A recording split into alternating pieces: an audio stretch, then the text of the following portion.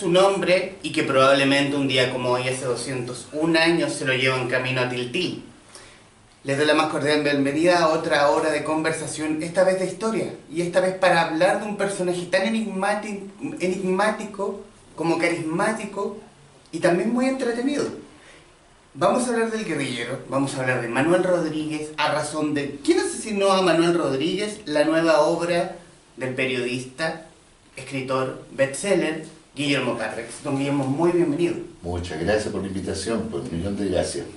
Decir también, para quien ha vivido en Marte los últimos 40 años, que Guillermo Parrex, para dar a conocer la biblioteca de Guillermo Parrex, como dice, hablar del elefante en la habitación, no podemos no dirigirnos a él. El Servicio Secreto Chileno de la Guerra del Pacífico, que el libro que nos reunió ya hace un año, el libro ya más bien testimonial, 1978, el año que marchamos a la guerra, y obviamente el bestseller, un veterano de 3 guerras, esta vez, pero esta es la edición de Ediciones B. Y ahora, para irnos de cabeza a la figura del guerrillero, ir a la idea. ¿Cómo pasamos de hablar de historia militar a irnos de cabeza a la historia pura? ¿Cómo nace la idea de hacer un libro como este? Hacerle el seguimiento al crimen de Manuel Rodríguez. A ver, yo creo que primero escribir de Manuel Rodríguez para mí era un anhelo desde siempre, porque he sido un admirador de Manuel Rodríguez, yo creo que desde que era muy pequeño yo. O de que éramos pequeños con Manuel Rodríguez, no sé. Yo creo que el Servicio Secreto Chileno, en el cual realizó una investigación archivística bastante poderosa, muy larga, me permitió a mí irme familiarizando con los archivos más antiguos y descubrir que podía investigar más sobre el tema de Manuel Rodríguez, que era lo que yo quería. Descubrí que los archivos en Chile son muy buenos, que hay mucho material y que hay que saber orientar la búsqueda. Entonces, una vez que me desocupé del libro de Servicio Secreto Chileno, antes incluso de terminar o de lanzar en 1978, yo ya estaba recopilando información de Manuel Rodríguez para poder solucionar dudas propias que tenía respecto a su trayectoria y a su asesinato en particular. Porque la vida de Manuel Rodríguez ha sido completamente enigmática, desde su quehacer durante la Patria Vieja, durante la Reconquista, en la Patria Nueva, y su homicidio también. ¿Cómo se comienza un libro? Porque imagino en la recopilación que usted hace para esto, pero aquí hay una hebra, es como el buscar cómo comienzo, cómo comienzo un libro como este, y encontrar el dato, de aquí me agarro, y desenredo la madeja. Lo primero es leer los libros más recientes o más cercanos a la muerte de Manuel Rodríguez. Me empapé de esa literatura de 1840, 1860 hasta 1894 más o menos. Todo lo que se había escrito hasta la época, vi las contradicciones que había entre un autor y otro, y pude ir captando también de dónde habían obtenido algunos antecedentes incompletos que mencionaba. Y esa fue, digamos, el conductor para llegar a la totalidad de esos antecedentes, que no los encontré donde yo suponía que estaban. Yo busqué todos los archivos de 1810 en adelante, porque si el asesinato fue en 1818 tenía que estar por ahí. Pero me encontré de repente, después de varias semanas de una búsqueda infructuosa, me encontré con esos errores naturales de la época, los archivos de Manuel Rodríguez, de su homicidio, de los juicios de Manuel Rodríguez estaban en un archivo denominado Capitanía General de Chile, o sea, en un archivo que era anterior a la independencia.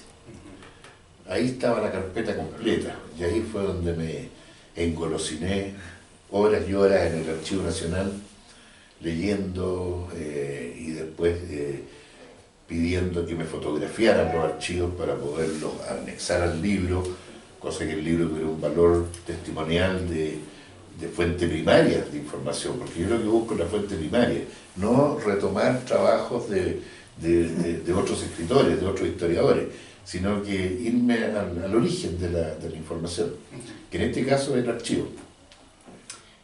Analicemos la figura de Rodríguez. Rodríguez en la historia es una figura distinta a lo que eran los hermanos Carrera, muy aliados, a pesar de sus diferencias, pero también muy aliados, y a la vez a la figura de O'Higgins. ¿Qué es lo que lo hace diferente al resto de los padres de la patria?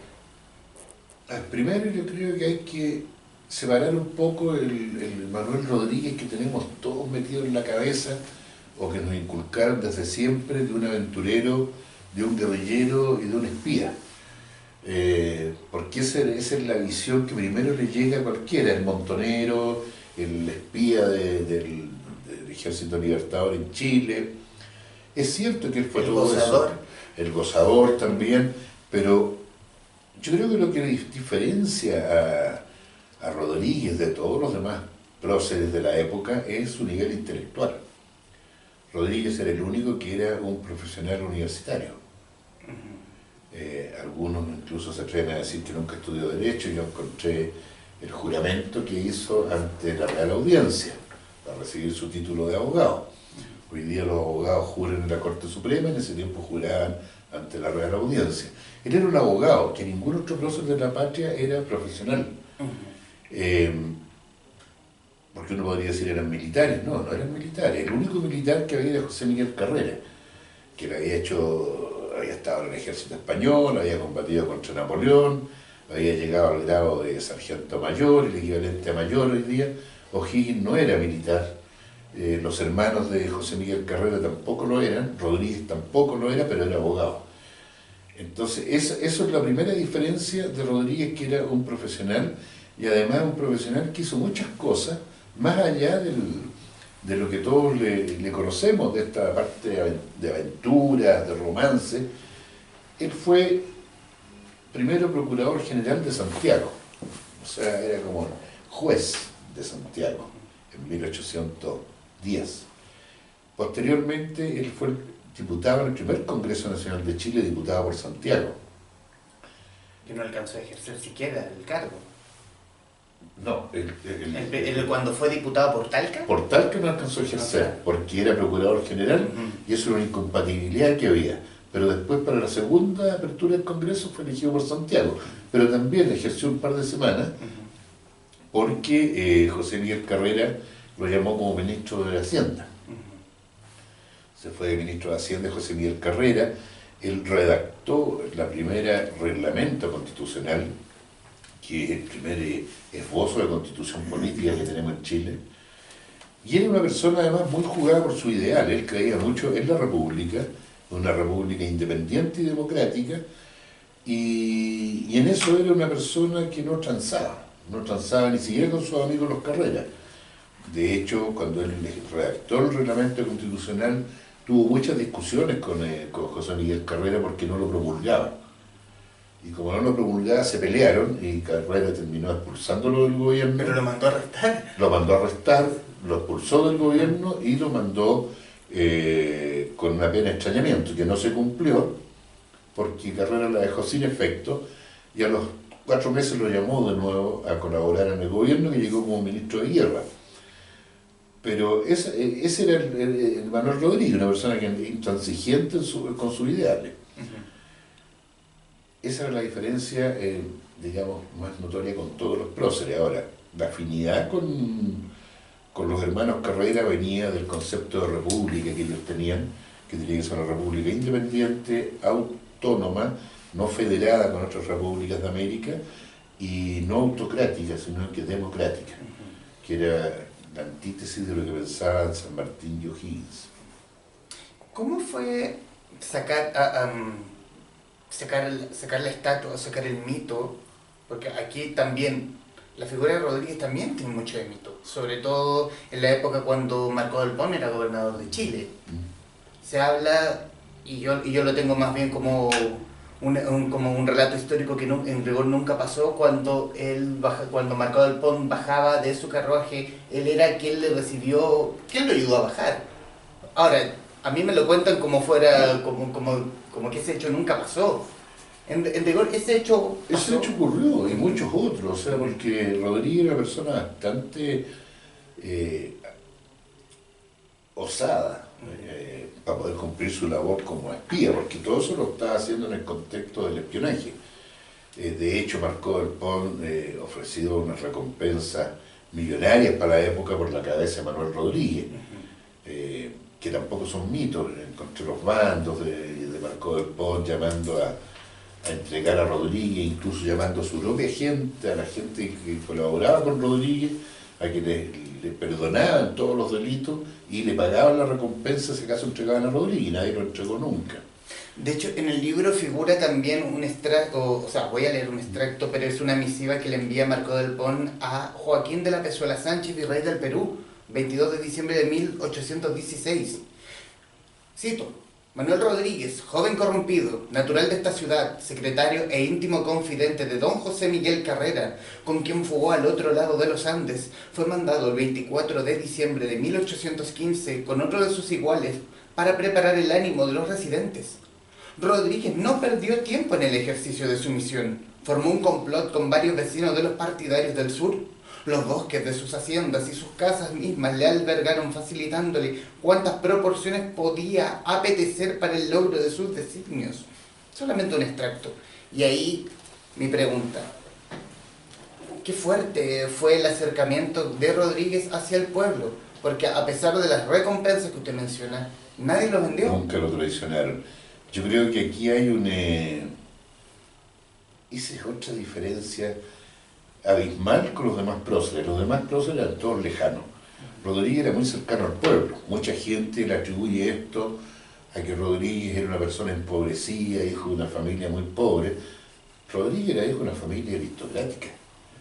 Su madre había recibido una herencia cuando ellos eran pequeños, del equivalente a casi un poco menos de $1 millón de la época. Su padre era presidente de la aduana, o director de la aduana de Chile, lo que es servicio de aduana, por lo tanto no era una familia pobre, vivían en uno de los mejores lugares de Santiago.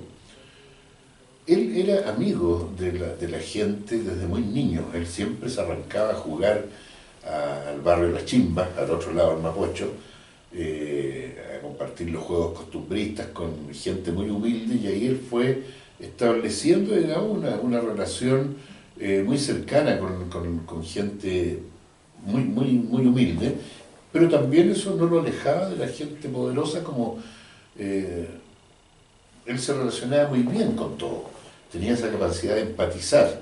Ahora, esa cercanía y ese cariño que el pueblo le tuvo fue la razón por la que nunca, digamos, ninguno de los bandos de Casimiro Marco del Pont tuvo efecto sobre Rodríguez.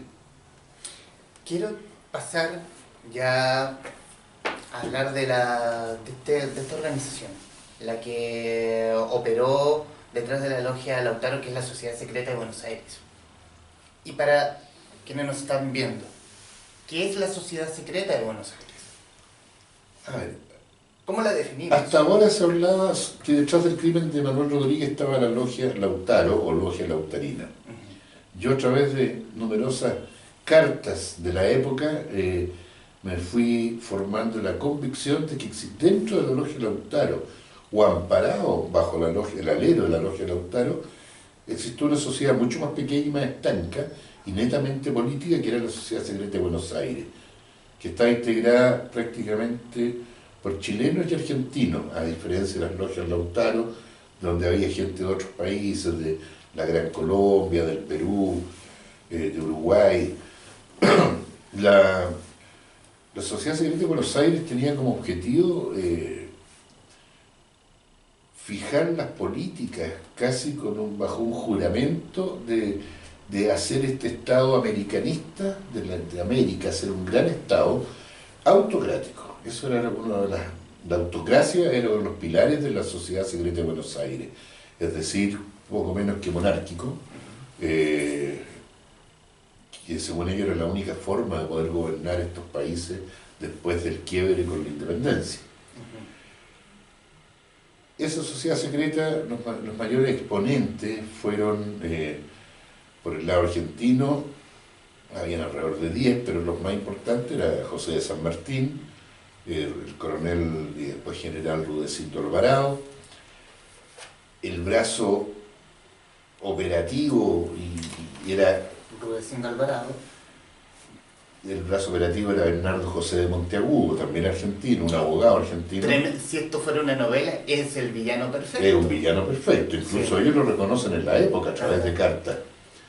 Y por el lado chileno los principales eran Juan Maquena, que murió prematuramente en un duelo con Carrera, Bernardo Higgins, Ramón Freire, y ese era más o menos el grupo que formaba esta sociedad secreta de Buenos Aires, que podría ser una sociedad secreta de cualquier parte, pero funcionaba en Buenos Aires. De esa sociedad secreta y los primeros elementos los encuentro en cartas de San Martín, intercambio epistolar entre San Martín y el general Miller, cuando ambos estaban exiliados en Europa, es donde Miller le pide autorización para hablar de esta sociedad secreta y San Martín le recuerda que hay un juramento de no decir nada. Esa fue la sociedad secreta de Buenos Aires, la que en el fondo manejó la política a nivel cono sur. Me producen ciertas miradas la figura de José de San Martín, miembro de esta sociedad secreta, pero también uno del grupo de quien defendía a Rodríguez, o lo protegía, o le era útil, o era más pragmático a diferencia de O'Higgins. Bueno, yo creo que la protección que efectivamente, como tú dices, le brindó San Martín a Rodríguez en por lo menos 3 o 4 oportunidades que estuvo al borde de ser castigado, venía por el agradecimiento que le tenía San Martín muy grande por los servicios que prestó al Ejército Libertador.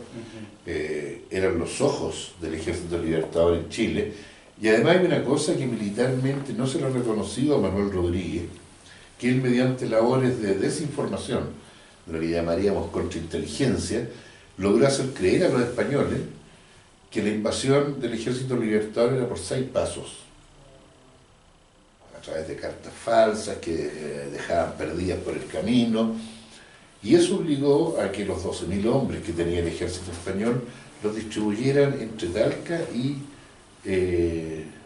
Chacabuco. Chacabuco dejaron el grueso, porque era lo más probable, dejaron 5.500 hombres y el resto lo diseminaron en todos los otros pasos hasta Talca. ¿Qué hubiese pasado si los españoles no hubiesen tenido esta desinformación de parte de Manuel Rodríguez y concentran los 12.000 hombres en Chacabuco? Que la victoria de Chacabuco habría sido el desastre de Chacabuco, porque las fuerzas patriotas eran 5.800. Entonces habría sido un desastre terrible para los patriotas la gran victoria de Chacabuco. O sea, y San Martín tenía plena conciencia que eso era labor de Manuel Rodríguez. Y eso él lo hizo disculparle muchos errores, darle nuevos cargos, o sea, lo protegió sistemáticamente. Yo creo que era agradecimiento por su servicio.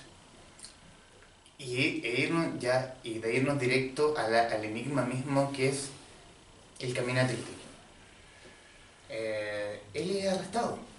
A ver, después del triunfo de Maipú,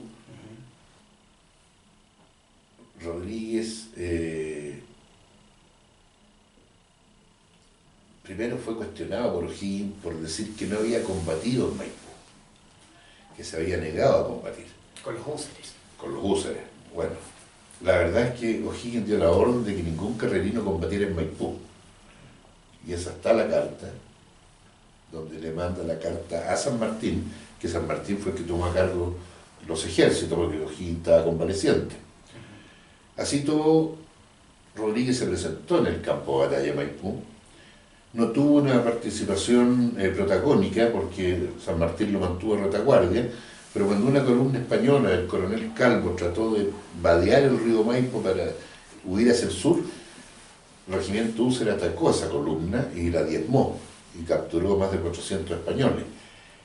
Eso está en los partes oficiales de la batalla, de que combatió en Húsares, y es más, en las hojas de vida de grandes oficiales que hubo después, que llegaron a general en el tiempo como Maturana y otros más, dice en la hoja de servicios: combatió en la batalla de Maipú en el regimiento Húsares de la Muerte a cargo del teniente coronel Manuel Rodríguez Erdoiza.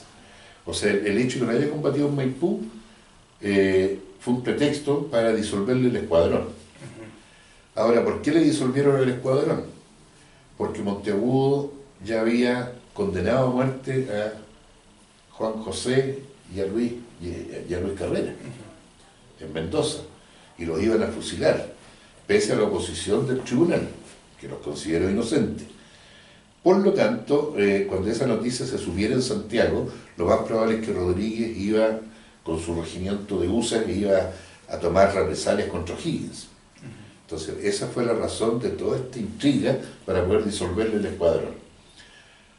Rodríguez igual fue a reclamar ante O'Higgins después del asesinato de los hermanos Carrera, y fue arrestado al día siguiente y enviado al batallón Cazadores de los Andes, que era un regimiento argentino, que está al mando del coronel Rudecindo Alvarado, de nacionalidad argentina, y el segundo comandante era el sargento mayor Sequeira, también de nacionalidad argentina. Rodríguez fue arrestado, estuvo en ese regimiento que estaba en la calle San Pablo, donde hoy está el cuartel central de la PDI, ahí estaba el regimiento. Estuvo arrestado 38 días, y faltando al día 35 fueron citados al Palacio de Gobierno, el coronel Alvarado, y ahí José Bernardo Monteagudo, junto a Bernardo Gil y el general argentino Antonio Balcarce, le dieron la orden de trasladar el batallón desde Santiago hasta Quillota. Y la orden fue, según el capitán que estaba presente ahí, que dio testimonio, fue que se llevaran al preso a unas 3 cuadras detrás del regimiento, y lo último fue decirle: pero el preso no llega a Quillota.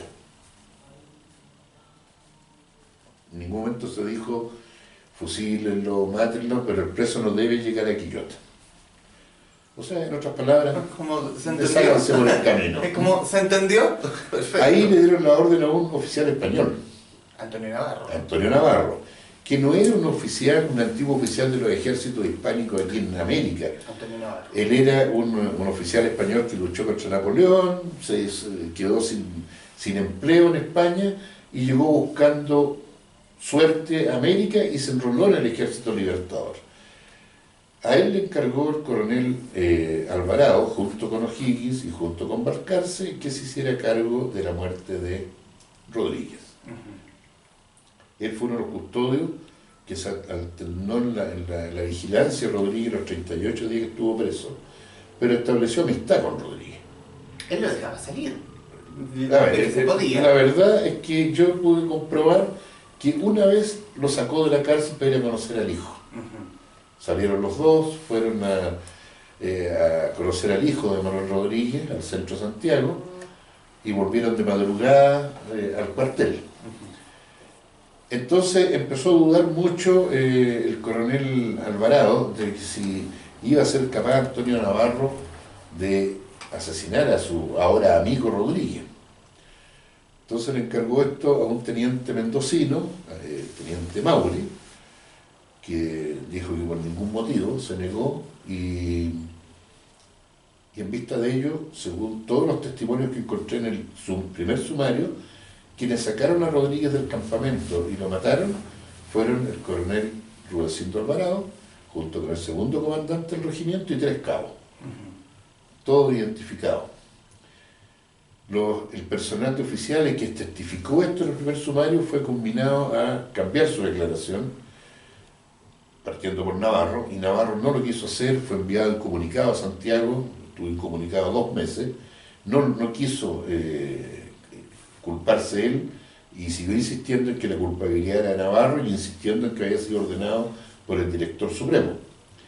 En vista de esto, San Martín le concedió un pase libre y lo mandó de vuelta a Mendoza a cambio de que no hablara nunca más del crimen. Y se perdió el sumario. Estamos hablando de agosto de 1818.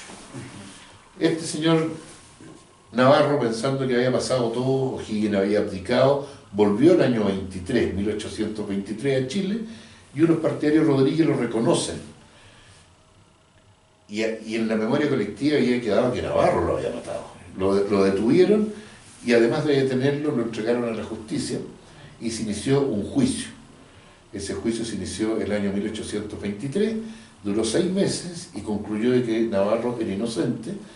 Y el coronel Aldunate, que era el jefe del Consejo de Guerra, Coronel José Santiago Aldunate. Sí, él ordenó que se interrogara al general José de San Martín, a Bernardo Higgins y a Rudecindo Alvarado, que ya era general. Y el tribunal rechazó interrogarlo y declaró cerrado el proceso. Solamente la inocencia de Navarro. Pero el coronel José Santiago Aldunate insistió hasta que en algún momento recibió los ¿Qué pasó? Palacio. El general Freire, que era el director supremo de la época, al ver que Aldunate seguía insistiendo, lo toma y lo manda como jefe de la casa militar. Y de ahí pasó a ser como su representante en numerosas actividades, o sea, lo ascendió mucho de puesto. De hecho, él aparece firmando el Tratado de Tantauco. Y así logró Freire, que también era miembro de la Sociedad Secreta de Buenos Aires, dejar sellado este secreto. Pero quedó un cabo suelto, que era Bernardo José de Monteagudo, que no estaba en Chile cuando fue el juicio. Él estaba con el Ejército Libertador en Perú, como asesor directo y hombre de confianza de San Martín. San Martín ya había liberado Perú, era como el director supremo transitorio en Perú, y Monteagudo era su ministro de Guerra y de Hacienda, los dos ministerios más importantes. Estaban muy afiatados los dos hasta que San Martín tiene problemas con Bolívar, porque San Martín había ayudado mucho a Bolívar a libertar la Gran Colombia, lo que ahora es Colombia, Venezuela, y Bolívar le dice que no. En la entrevista de Guayaquil, En la de Guayaquil, de 1822. 22 le dice que él le puede prestar 1000 hombres, cuando San Martín le estaba pidiendo 5000. San Martín se sintió ya cansado y hastiado de ayudar a los demás y que a él no le ayudaran nunca. Pero en el intertanto dejó gobernando Perú a Monteagudo.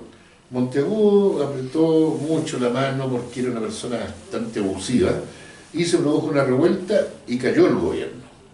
Y Monteagudo partió a Guayaquil a hablar con San Martín para que a sangre y fuego reconquistaran el Perú.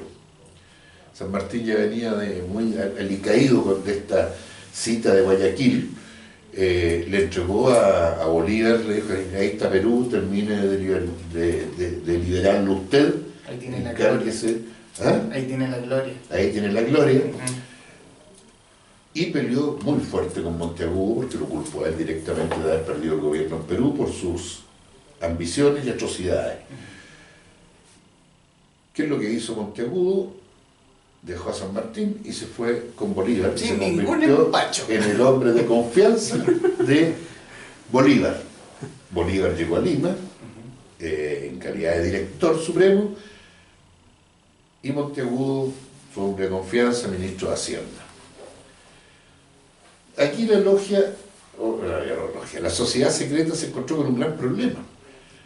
El brazo ejecutor, que era Bernardo Monteagudo, había pasado de ser un hombre de suma confianza a ser un enemigo. Y en cualquier momento podía hablar. Estaba enojado con San Martín, ya despreciaba a O'Higgins, que O'Higgins estaba en el exilio también en Perú. Entonces acuerdan eliminar a Monteagudo. Para eso simularon un asalto en Lima.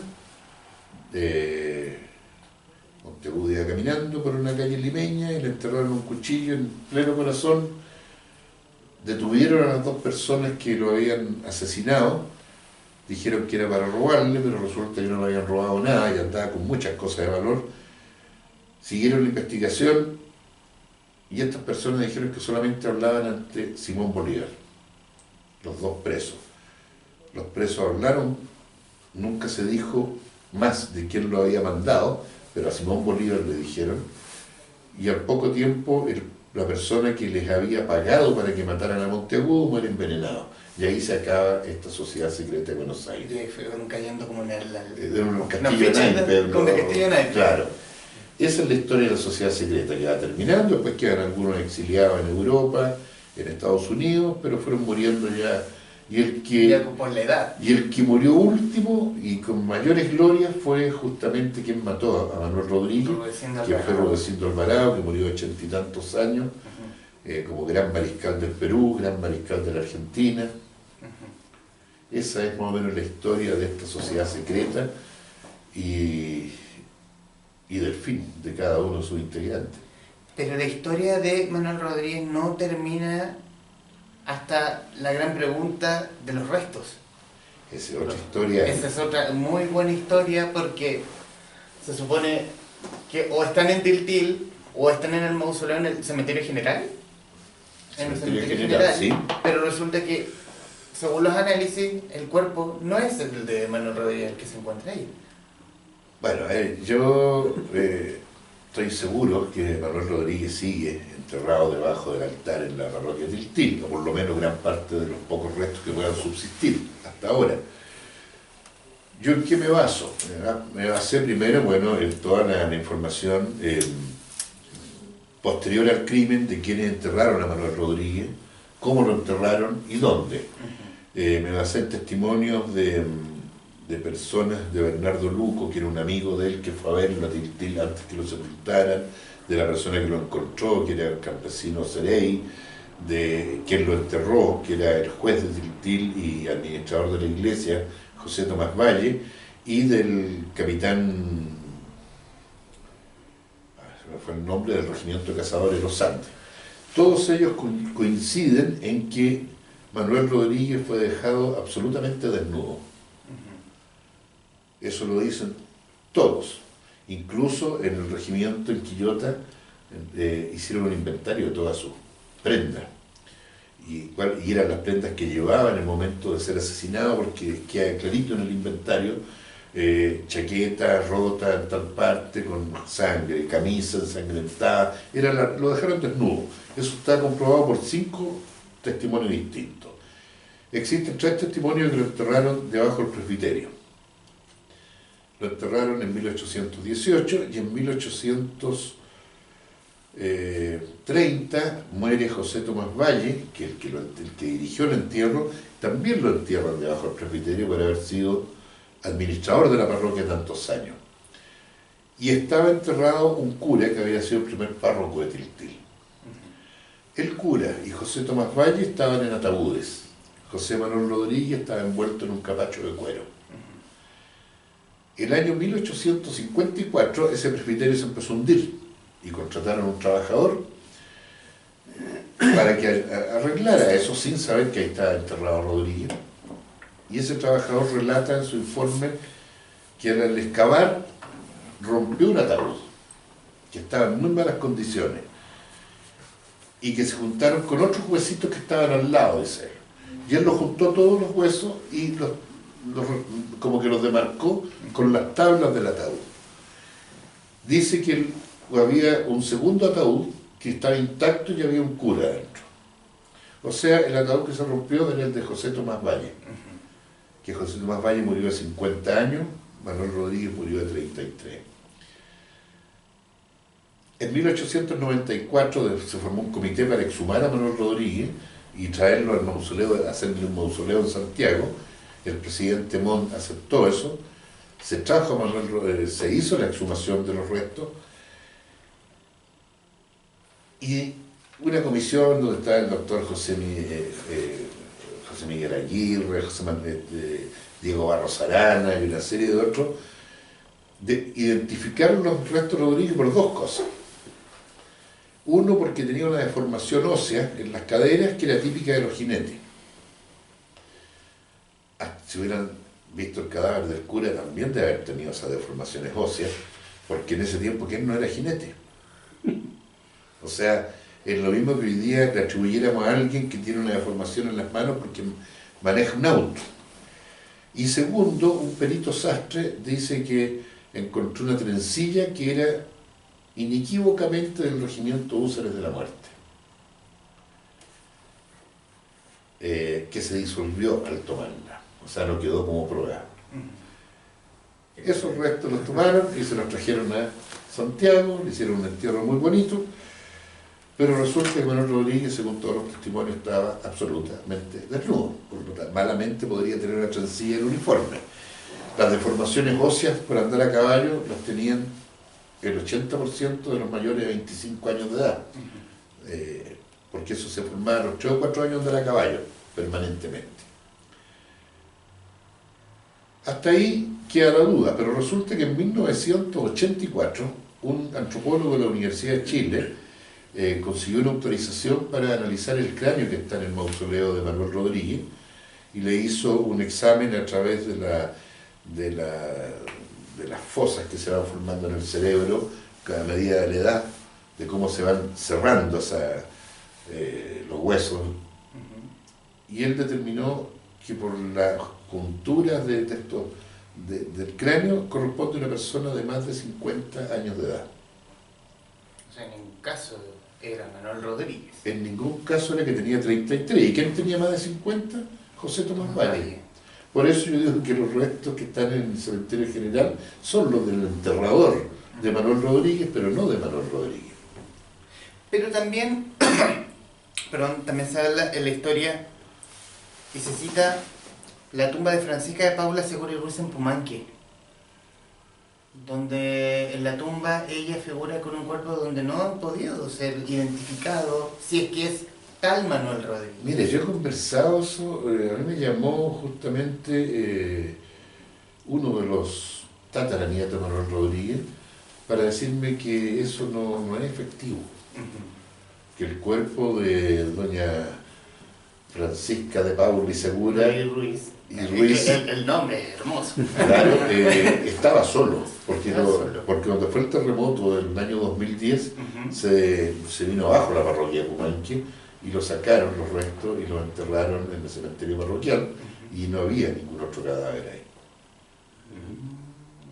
Eso me lo dijeron a mí después de haber sacado el libro. No, está perfecto. Claro. Yo lo soy más como mito, como Sí, muchas cosas. Claro, esa es más o menos la historia de Manuel Rodríguez. Y la historia, una historia que aún no finaliza. No finaliza todavía. Entonces, según la historia, está aquí. Ahí estaría, según lo que yo pienso. Abramos la conversación con la gente. Quien haya leído el último libro de don Guillermo o quien es admirador de la figura de Rodríguez, por favor, sea bienvenido. No voy a obligar a nadie, pero no. Hay mucho de política en el mito de saber si lo mató o no lo mató, mandó matar O'Higgins en circunstancias que hay muchísimo material que dice que sí. Es que yo creo que la diferencia entre carrerinos y o'higginistas es una diferencia que se mantiene hasta el día de hoy, pasados 200 años, y que lo cual considero que es un absurdo yo. Y hay que pensar que O'Higgins, yo en mi libro lo coloco por ahí, era una persona y como persona cometió errores. Ahora, eso no le quita su valor fundacional como como uno de los padres de la patria. Ahora, que cometió errores, todos los mandatarios cometieron errores en esa época y después también. Entonces, no es una persona inmaculada que no cometió nada, no es nada malo. Es entendible esa odiosidad entre los carrerinos y los o'higginistas porque eran puntos de vista diametralmente opuestos en cuanto a lo que querían para Chile. Pero yo creo que transcurridos 200 años podríamos dejar de mirarlo así. Yo creo que hay mucho de política esto en mantener el secreto de, del crimen de Rodríguez, porque por ejemplo este mismo archivo donde yo encontré todos los documentos, documentos con fechas, con nombres, con apellidos timbrados por el tribunal que inculpan a O'Higgins, fueron vistos por historiadores en el siglo XIX y nadie hizo mención a esos documentos. Sí, a otras partes de los documentos que yo encontré, y estaban todos juntos en el mismo cajón. Entonces yo creo que hubo un interés siempre por cada uno mirar las cosas de su punto de vista. Por las anotaciones que hay en el archivo, ese mismo cajón de documentos que yo revisé, lo revisó Benjamín Vicuña Maquena. Y él no en ningún minuto hace mención a los documentos que yo encontré, que han estado juntos desde siempre, o sea, porque están empastados. Desde Vicuña Maquena, o sea, usted fue el último y el antepenúltimo fue Benjamín Vicuña Maquena. Me parece que sí, según la anotación que hay ahí en la carpetita. Es un buen datito.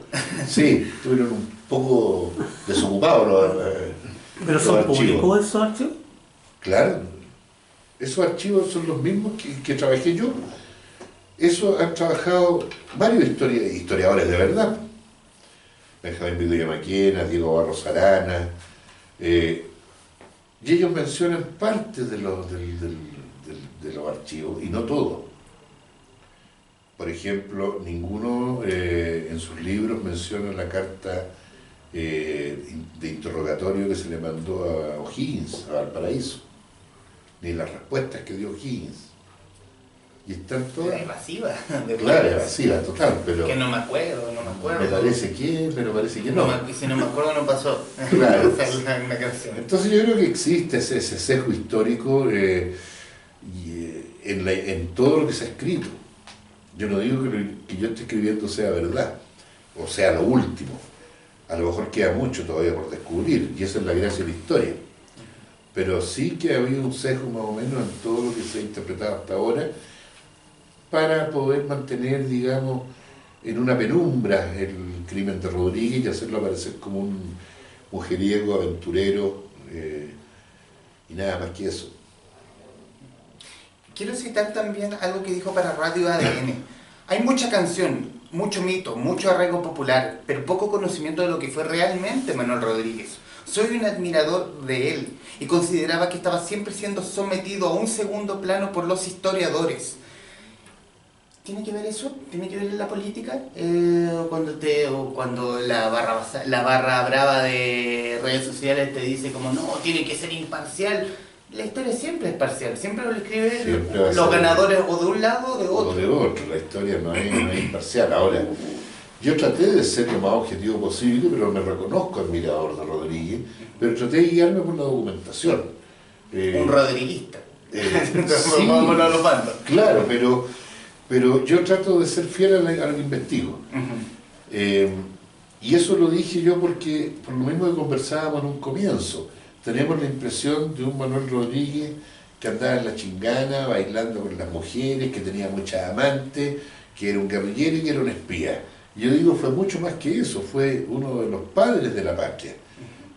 Por eso yo insistía en esto, diputado, procurador general, ministro del primer gobierno, redactor de la primera constitución, o sea, es mucho más que un aventurero.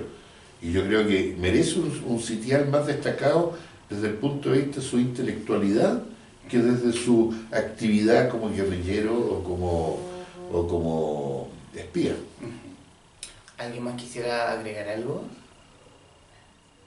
Solo una pregunta por si acaso lo he visto en los archivos. Es, a ver, más que pregunta de la vida, desde la vida profesional. ¿En qué sentido? Yo he tratado de buscar en los archivos el grado con que terminó su vida Manuel Rodríguez. En algunos libros sale como coronel, en otros sale como teniente coronel, pero el último nombramiento que vi fue el que San Martín le otorgó como teniente coronel. Sin embargo, al tomar el mando de los Húsares de la Muerte, ya se le nombra como coronel. ¿En qué minuto? ¿Quién lo nombró coronel? La verdad es que Manuel Rodríguez murió siendo teniente coronel. Hay una deformación ahí de muchas veces, en esa época a los tenientes coroneles llamarlos coroneles de repente. o cuando circunstancialmente estaban al mando de una unidad en combate, le llamaban coronel, igual como al estandarte le llamaban coronela. Pero el grado que tuvo Manuel Rodríguez por nombramiento legal, que se lo otorgó San Martín, fue el de teniente coronel. Ese fue el último grado que él tuvo. Incluso me parece que en el cementerio general el mausoleo dice coronel. Pero ese fue su grado. Él fue capitán. El primer nombramiento que tuvo fue de capitán del ejército, que se lo otorgó José Miguel Carrera en 1811, y el último es de 1817, de San Martín como teniente coronel. Pero coronel nunca lo fue. No, estoy pensando solamente en base a lo último que menciona Guillermo, con respecto a esta figura más intelectual estaba tratando de hilar en la cabeza por qué podría ser peligroso tener esa imagen y siempre quedarnos con la imagen más romántica, más mítica del Rodríguez.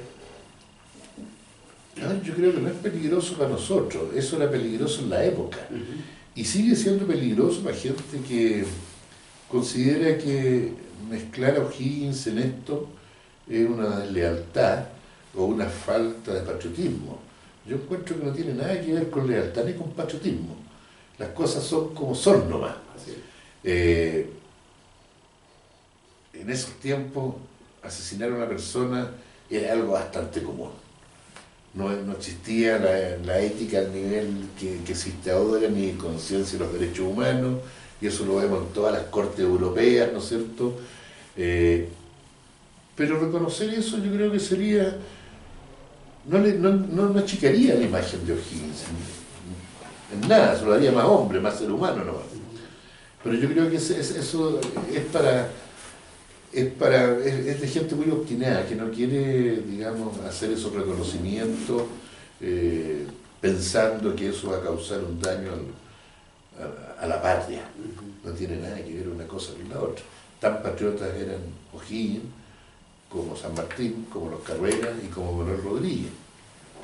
Todos con aciertos y desaciertos, todos con virtudes y defectos, pero todos lucharon por una causa inicial que era liberarnos de la colonia española. Solo hacer una pausa. El bestseller, el veterano de tres guerras. En el fondo, ¿cómo conocimos a Guillermo Parves de alguna forma? Pero más que la pregunta del libro, es para la futura adaptación televisiva que hará Canal 13. ¿Cómo se gesta que la vida de José Miguel Varela pasa a ser una serie de televisión? ¿El canal va usted va con el proyecto? ¿Cómo...? No. Mira, esta fue la tercera oferta que yo tuve para hacer del veterano Tres Guerras una serie de televisión. La primera oferta vino de Mega, la segunda de Televisión Nacional y la tercera de Canal 13. Yo rechacé las dos primeras ofertas porque me marginaban a mí de cualquier participación en la producción para poder mantener su espíritu esencial del libro. Yo estoy consciente de que un libro cuando va a la televisión tiene que adaptarse, tiene que hay algunas licencias, pero no quería yo que el libro fuera destrozado y tratado, digamos, de una forma que no me dejara satisfecho a mí ni a los miles de lectores que tiene. Entonces por eso acepté la oferta final que fue de Canal 13, que sí me permite estar a mí trabajando junto a ellos en los guiones. Yo no busqué con ningún canal, como digo, el primero que tuvo acercamiento conmigo fue Mega, después TVN y finalmente fue Canal 13 hace un poquito más de un año. Y de ahí que estamos trabajando en eso. Hay un muy buen guionista que está en la parte de adaptación. Ya se hizo un tráiler que ya está presentado al Consejo Nacional de Televisión para los fondos. Y se espera que si todo marcha bien podamos estar el próximo año ya más o menos en esta época, quizás con la producción en plena marcha y quizás para estrenar el segundo semestre del 2020. ¿Como serie o miniserie? Va a ser una miniserie de 3 temporadas. Ese es el proyecto Canal 13, que serían entre 4 y 5 capítulos de larga duración por temporada. Perfecto. Sí, que la primera temporada sería la Guerra del Pacífico, la segunda sería la ocupación de la Araucanía y la última la Guerra Civil de 1891. Perfecto. Pero se gesta esto desde los canales hacia mí. Y Pero- la razón de tomar Canal 13, de aceptarlo de Canal 13, fue permitirme a mí participar en el proyecto. Y en parte por lo cuidado que ha hecho con su serie y con su serie ancla que fue los 80. Claro, exactamente. Bueno, ¿qué más agregar? Primero agradecerle nuevamente, ya tuvimos una reunión ya hace un año hablando del servicio secreto, admirar mucho este en especial, bueno, todos también de alguna forma, pero este en especial porque la figura de Rodríguez, más allá de la historia, más allá del tema político, la hace muy entretenida. Nuestro héroe de acción. Sí, pues. Él es nuestro héroe de acción, nuestro verdadero héroe de acción. Nuestro James Bond es el héroe que realmente apasiona a grande y chico. Y obviamente agradecerle de la forma como le agradecemos a los enviados de The Library Show, que es con regalos, por la disposición de haber venido Muchas un gracias. día como hoy. Yo muy agradecido por la invitación, porque siempre es muy entretenido estar contigo, pues. Muchísimas gracias.